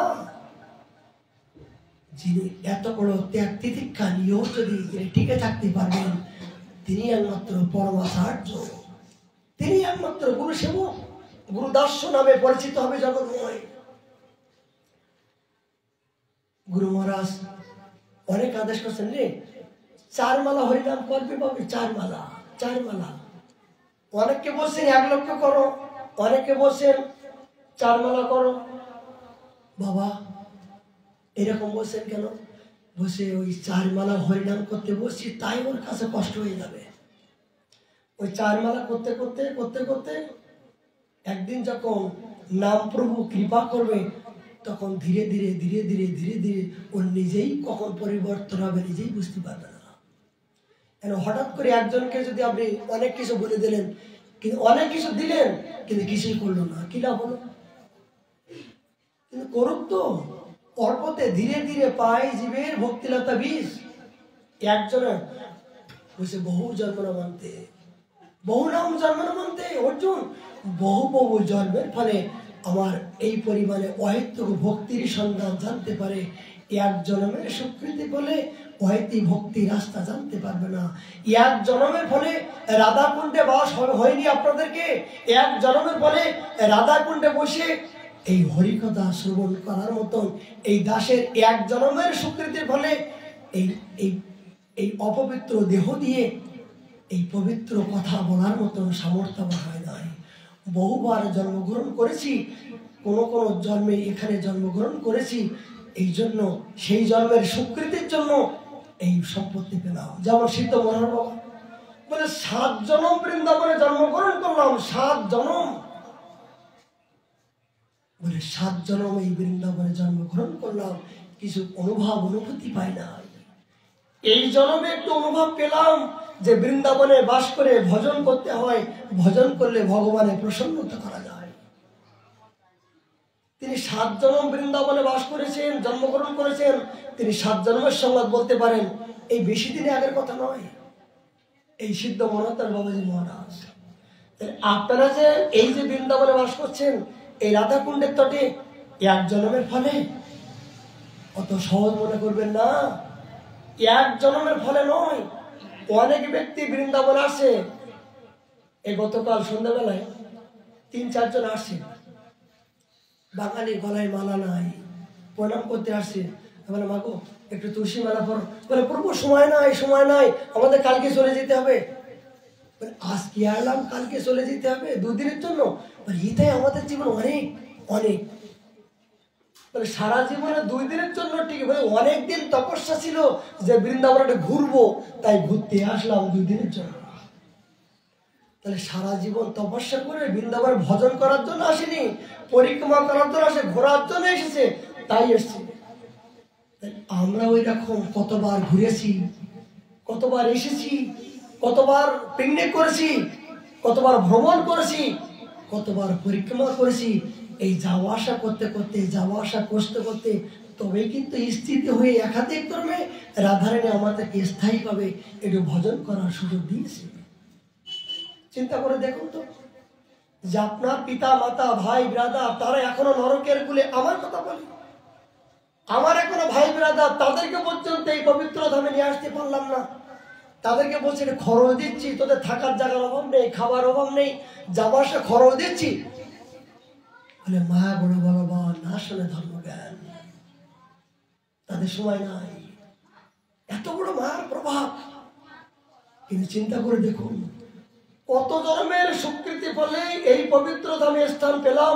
আর এই পাবার পরেও যদি এই জন্মে আমরা এই স্থানে পেয়েও আমরা হরিভজন না করি, সেই সাধুকে যদি হৃদয়ের বান্ধব মনে না করি, আমরা ধামকে যদি আপন না মনে করতে পারলাম, সেই ধামে অপ্রাকৃত ধামে বাস করো, যদি অপ্রাকৃত ভাবে আমরা বিচরণ না করি, তাহলে কিন্তু আর হবে না মানব জন্ম। সেই গুরুনিষ্ঠা সাধক তার মৃত লাশ গুরুদেবের পাশে যখন নিয়ে আসলো, গুরুদেব চিন্তা করলেন যে এই ব্যক্তি মৃত্যুর পরে আমার পাশে আসার জন্য কেন বলল। গুরুদেব করুণা করে গুরুদেব কৃপাবনন্দ দিয়া করমরে দাসী। হে গুরুদেব, হে পরম দয়াল শ্রী গুরুদেব, এই পতিত জীবকে পাবন করার জন্য তুমি একমাত্র সামর্থ্য। আমি দুরমতি অগতি, সততি অসতমতি, নাই সুকৃতি লবলেশ, এই জীবনটাতে দুষ্কৃতি বা দুষ্কৃতি ভরা, এই সুকৃতির কোনো লেশ নাই, এই জীবনটাই দুষ্কৃতি ভরা। গুরুদেব কৃপা বৃন্দ দিয়া করম করে দাসী। গুরুদেব কৃপা করে সেই মৃত লাশের উপরে যখন স্পর্শ করলেন, সঙ্গে সঙ্গে সেই গুরু কৃপায় তার নতুন করে মৃত দেহকে আবার নতুনকে জাগ্রত হয়ে হা গুরুদেব বলে চিৎকার করে গুরুচরণে তিনি পড়ে গেলেন। সম্ভব এগুলো?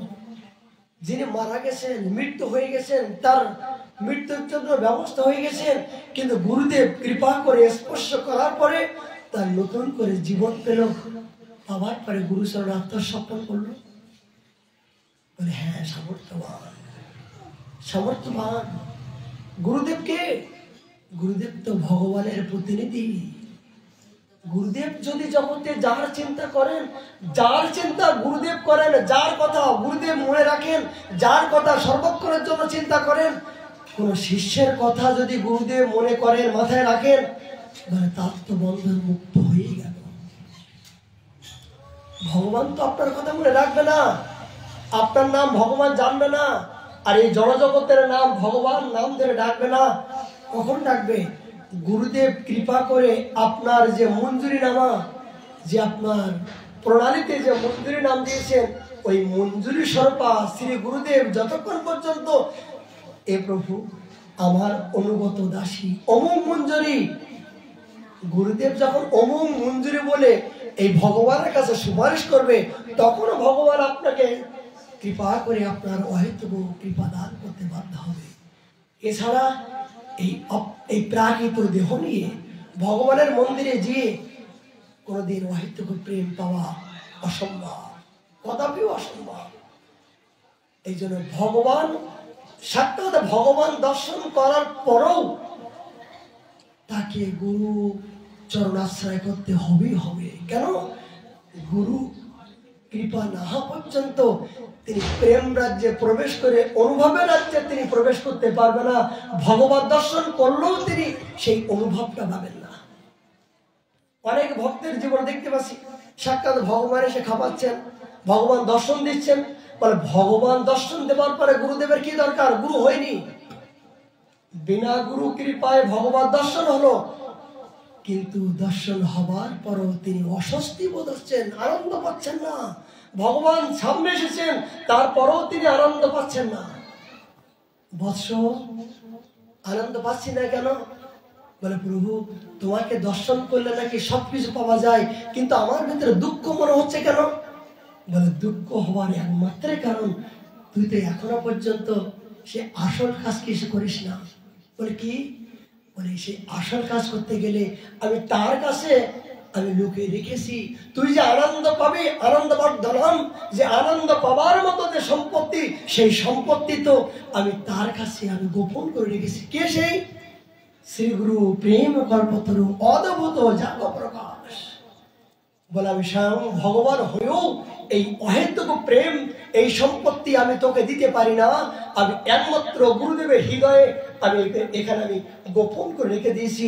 তিনি যদি করুণা করে তোকে দান করে, তবেই তুই অপ্রাকৃত সন্ধান পাবি, তবেই তুই সেই পরমানন্দের সন্ধান পাবি। এছাড়া আমি স্বয়ং ভগবান হলেও আমি অসম্পূর্ণ। এইটা ধর্মসত্য। ভক্তের জীবনে মহাপ্রভু করুণা হলে আমরা আগামীকাল আবার এই প্রসঙ্গে আমরা আলোচনা করব। আজকের মতো আমাদের বিশ্রাম।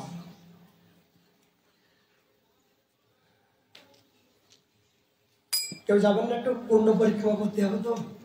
কেন? হরিকথা শ্রবণ করার পরে একটু রাধা কুণ্ড কীর্তন পরিক্রমা করে আনন্দ হয়। জয় জয় রাধে কৃষ্ণ গোবিন্দ,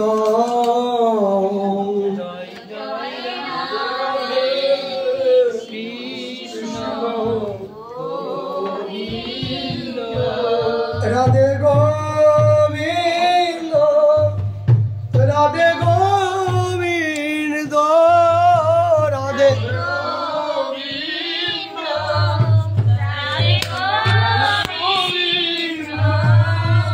জয় জয় রাধে কৃষ্ণ গোবিন্দ,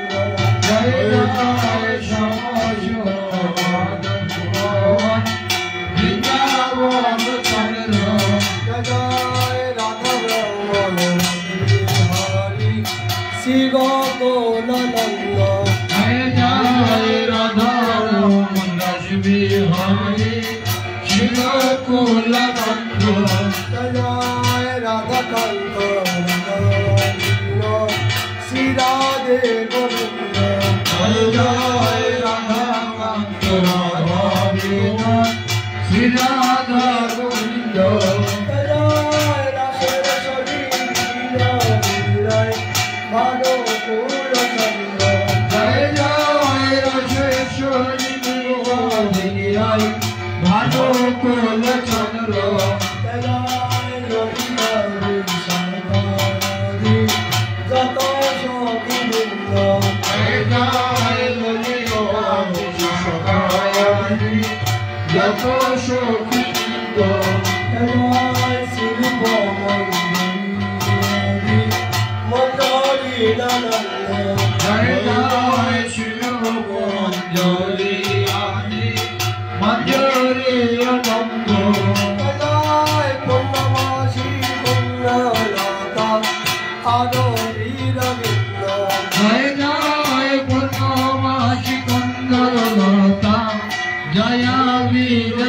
তোমরা সবে মিলে